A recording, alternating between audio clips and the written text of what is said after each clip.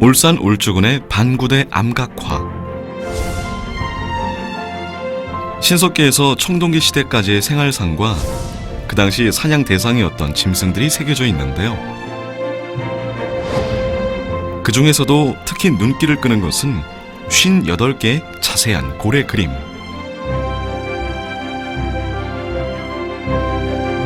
선사시대 한반도에 살았던 우리 조상들은 과연 고래와 어떤 관련이 있을까요?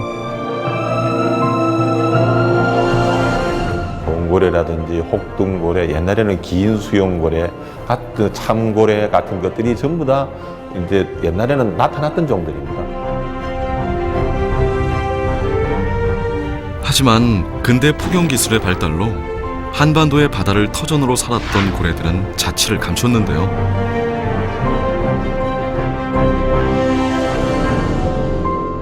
고래가 인류가 태어나기 훨씬 이전부터 바다에 살고 있었다는 사실입니다. 사실은 고래에 영향을 미치는 것은 고래가 인간에게 영향을 미치는 것이 아니고 인간이 고래에게 영향을 미쳤다는 생각을 가지고 있어야 됩니다.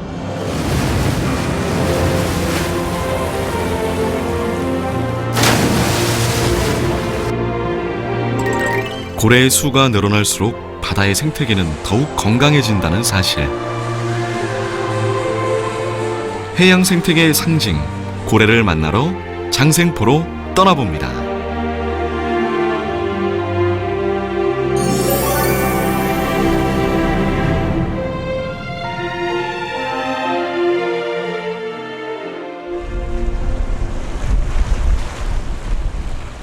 과거 고래잡이로 유명했던 장생포. 다양한 고래 조형물들 사이에서 한 외국인 흉상을 만나볼 수 있습니다. 그의 이름은 로이 체프맨 앤드류스.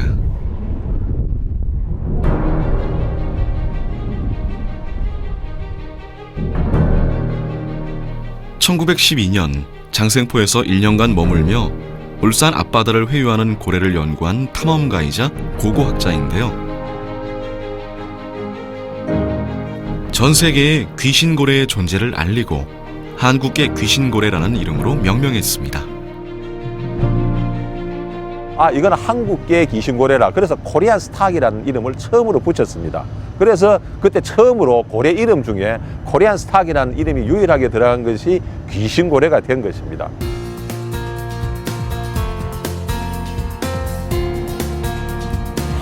서부태평양과 동부태평양 연안에서만 서식하는 귀신고래.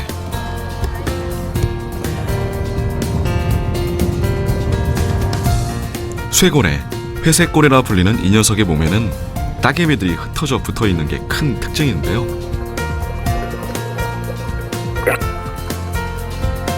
연호랑과 새우녀 설화에 나오는 움직이는 바위가 갯바위를 닮은 모습의 귀신고래라는 설도 있습니다.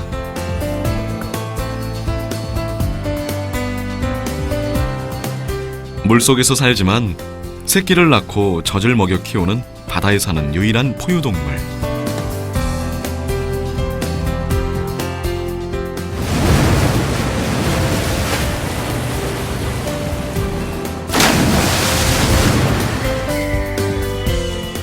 우리 바다에 살았던 대형 고래인 혹등고래 역시 숨을 쉬기 위해서는 수면 위로 모습을 드러내야만 하는데요.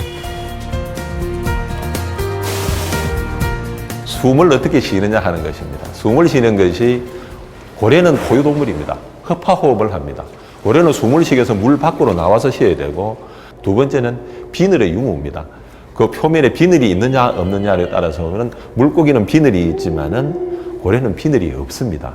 세 번째는 가장 중요한 꼬리 지느러미입니다. 고래는 꼬리 지느러미가 수평으로 되어 있습니다. 왜냐하면 숨을 쉬고 잠수를 하고 하면은 위아래로 많이 움직여야 되기 때문에 앞으로 나아가고 해야 되기 때문에 수평으로 되어 있는 반면에 물고기는 수직으로 되어 있습니다.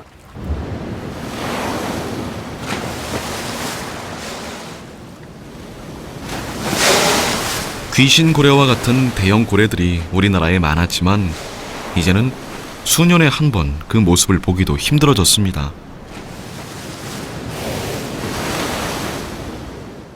빈고래라든지 혹등고래, 옛날에는 긴 수염고래 같은 참고래 같은 것들이 전부 다 이제 옛날에는 나타났던 종들입니다. 지금은 거의 다 사라지고 몇 년에 한 번씩 보이거나 지금 좀 사라지고 대형고래는 거의 다 사라지는 추세에 있습니다. 그러니까 현재 우리나라 바다에서 볼 수 있는 대형고래는 밍크고래가 유일하다고 할 수 있습니다. 참고래, 밍크고래 같은 다양한 고래종이 넘쳐났던 장생포.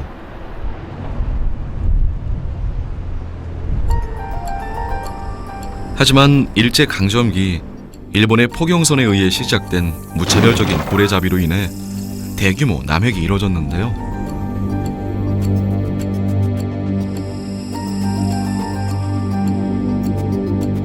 광복 이후 장생포는 포경업의 전진 기지를 도맡으며 황금기를 누렸습니다.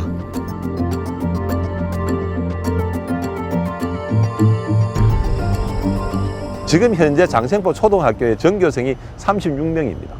한 40명이 안 됩니다. 제가 저 확인한 바에 의하면 한창 고래잡이가 성행을 할 때 이 동네의 장생포 초등학교 학생 숫자가 2,000명이 넘었답니다. 고래가 이 마을 전체를 먹여 살렸다는 얘기입니다. 그만큼 고래가 많이 들어와서 기지가 형성이 되고 나면 모든 배들이 이쪽으로 전부 다 몰리게 되겠죠. 그럼으로써 이 장생포가 고래의 전진기지로 유명하게 된 것입니다.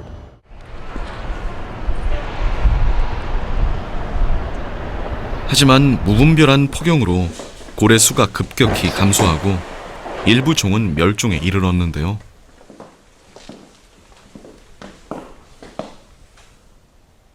(1986년) 국제포경위원회에서 상업포경을 금지하면서 장생포는 쇠퇴의 길로 접어들었습니다. 요거는 전부 다 참돌고래. 근데 요거는 상경입니다. 고래연구소에서는 그물에 걸리거나 죽은 고래들을 이용해 다양한 연구를 진행하고 있습니다.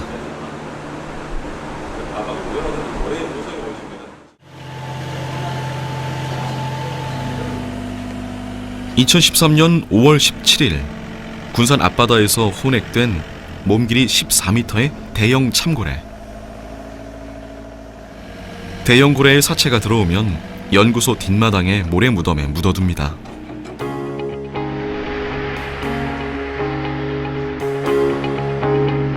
(3, 4년이) 지난 후 모래에서 고래의 뼈만을 얻어내는데요. 고래연구소에서는 이렇게 제작한 고래 골격 표본을 이용해 한반도 대형 고래 연구를 도맡고 있습니다. 우리나라에서 지금 거의 찾아볼 수 없는 창고래입니다. 일단 살코기는 일단 전부 다 위판이 되고 나서 나머지 고래 골격을 저희 고래연구소에서 연구 목적으로 만들어서 무덤을 만들어 놨습니다. 이제 죽었던 그래서 생물에 대한 예의로서 고래 무덤이라는 것으로 이름을 붙이고 약 3년 뒤에 다시 고래의 모습으로 재생시킬 수 있게 하기 위해서 이곳에 이런 장소를 만들어 놓았습니다.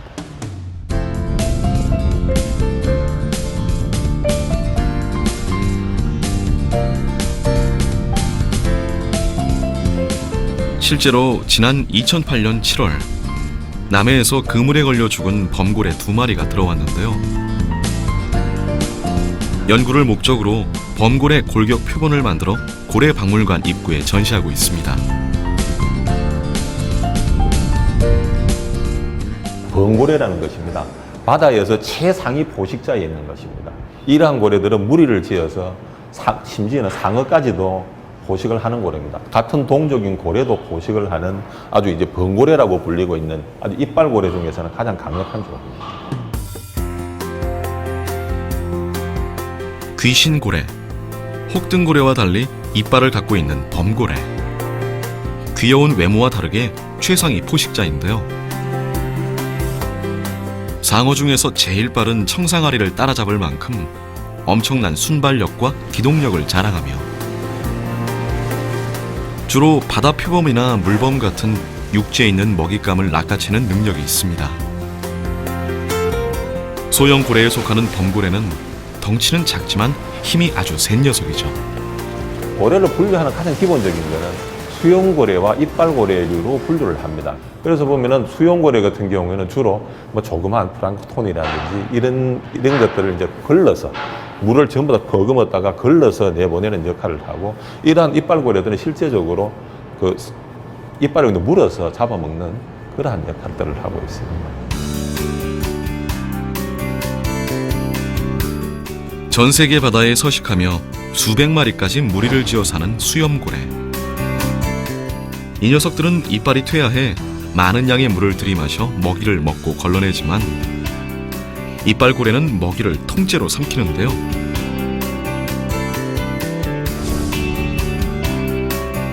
활짝 웃는 모습의 돌고래가 바로 이빨고래류에 속합니다.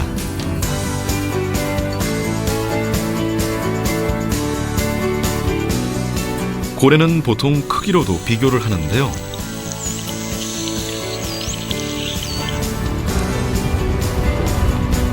많은 사람들이 우리가 흔히 접하는 돌고래와 고래를 비슷하게 생각하지만 엄연히 다르게 분류됩니다.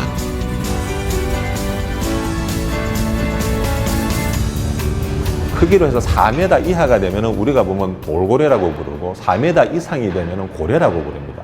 근데 우리가 일반인들은 전체를 합쳐서 그냥 고래라고 부르고 있는 것이죠. 그래서 돌고래라고 보면 영어로 보면은 돌핀 혹은 포포이스라고 부르고, 고래라고 하는 건 그냥 웨일이라고 부릅니다. 근데 일반인들 전체를 통틀어서 고래라고 부르고 있죠.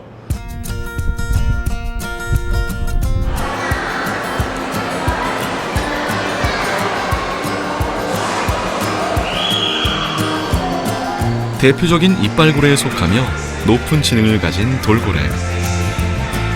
시력도 좋고 피부의 촉각도 예민한 데다 길들이기 쉬운 탓에 오랜 훈련을 통하면 사람과 의사소통을 할 수 있는데요. 녀석들은 청각이 매우 발달해 음파를 탐지할 수 있는 능력이 있고, 여러 가지 주파수를 보내 서로 간의 의사소통을 나눕니다.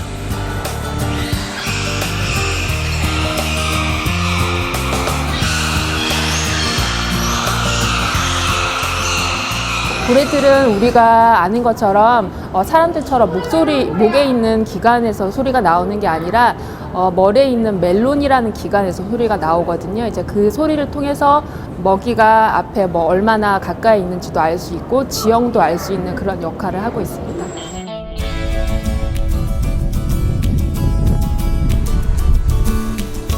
장생포 부근 길가에 쭉 늘어선 고래 음식점들은 과거 장생포가 포경 전진기지였음을 짐작케 합니다.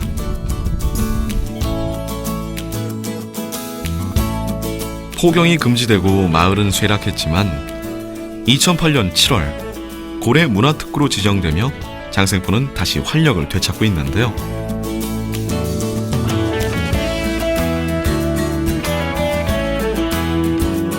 어부들이 가자미 등을 잡기 위해 쳐놓은 그물에 고래가 혼액된 경우 작살 자국과 같이 일부러 잡은 흔적이 없으면 공매 절차를 통해 합법적으로 고래가 유통됩니다.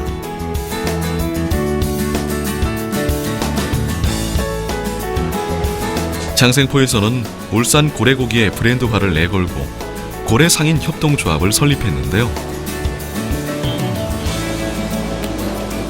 믿을 수 있는 고래고기를 판매하고 울산 고래고기의 가치를 높이기 위해 음식점들이 똘똘 뭉친 거죠.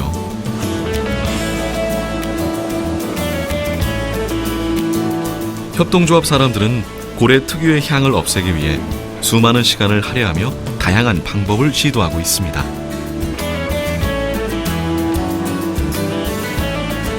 전날 담궈서 피를 빼가지고 끓는 물에 한 1시간 정도 삶습니다. 네. 삶아가지고 이대로 나갑니다. 아니요, 식혀서 완전히 식혀서 썰어야지만 모양이 납니다. 안 그러면 이게 전부 지방이기 때문에 칼질을 하면 어그러져요. 이게 부스러져요. 핏물을 완전히 제거한 고래는 크기에 따라 1시간에서 3시간 정도 육수에서 충분히 삶아냅니다.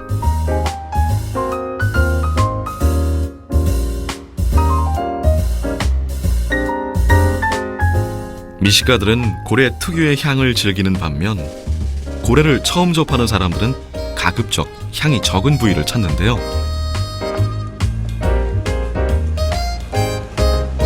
고래는 보통 수육으로 먹거나 회로 즐기는데요. 뱃살회인 우네, 데친 꼬리 지느러미 살인 오배기, 등에 붙은 살코기 회인 막짓기가 유명합니다. 육고기와 바닷고기 회에서 느끼는 감미로움까지 고래에서는 12가지 맛이 난다는데요. 요거는 육회는 여러 가지 양념을 넣어가지고 맛이 있게끔 만들었고요. 요거는 고래 꼬리로서 고래 꼬리는 초장에 찍어가 드시고요. 요거는 고래 회. 등살입니다. 요걸 막짓기라 하는 건데 요거는 고추장이나 이렇게 곁들여서 찍어 드시고, 요거는 고래 뱃살 엠삐락 하는 겁니다. 요거는 간장을 붓는 와사비장에 요거를 찍어서 드시면 또 고소한 맛이 나고요. 나머지 부분은 소금이나 젓갈로 인해서 또 요런 부추, 김치 요런 걸 곁들여가 양파나 요런 곁들여가 드시면은 맛이 담백하고 좋습니다. 회나 수육에 익숙하지 않은 사람들을 위해 전골, 스테이크, 불고기, 초밥과 같은 다양한 고래 요리를 개발하고 있는데요.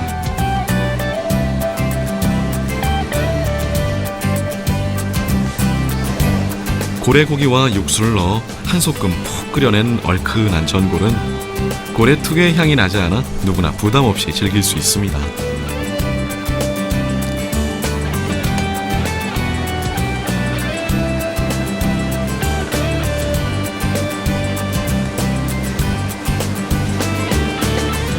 고래 전골은 주로 갈비살이 좀 이렇게 지방이 있어서 좀 끓여 놓으면은 고소한 맛이 나요. 그래서 주로 갈비살을 많이 좀 하루 전날 피를 좀 빼고 이제 좀 데쳐놨다가 냉장고에 넣어서 보관해서 이제 끓일 때는 바로바로 쓸 수 있도록 준비해 놓고 쓰고 있습니다.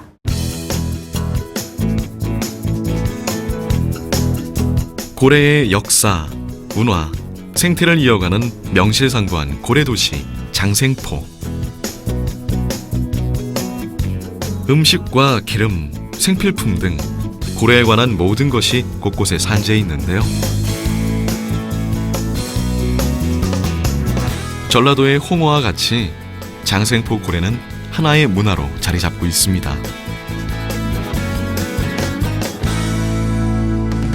그럼 요 지역에서는 그 고래고기라는 식문화가 형성이 되어 있습니다. 다른 지역에 고래고기가 없다는 것은 요 지역에 사시던 분들은 옛날부터 고래고기를 드셔오셨고 했던 분들이고, 지금 서해안에서 고래가 잡혀도 서해안의 분들은 고래를 안 드십니다. 그분들은 다시 그 고래가 전부 다 이쪽으로 넘어와서 이렇게 전부 다 여기 동해안에서 전부 다 유통이 되고 있는 실정입니다. 이쪽 옛날부터 있었던 식습관이고, 또 그러한 것들이 또 먹을 수 있는 것 같으면 옛날부터 먹어왔던 습관상으로 먹고 또 뭐 기호식품으로 먹는 것이지 따로 뭐 새로운 단백질 공급은 아닙니다. 최근 어민들에 의해 고래의 모습을 보는 일이 잦아졌습니다. 인류의 오랜 역사와 함께한 고래는 바다 생태계의 균형을 유지하는 큰 축이자 해양 생태계에 유익한 동물인데요. 앞으로도 오랫동안 인간과 함께 공존하며 푸른 바다를 누비길 바랍니다.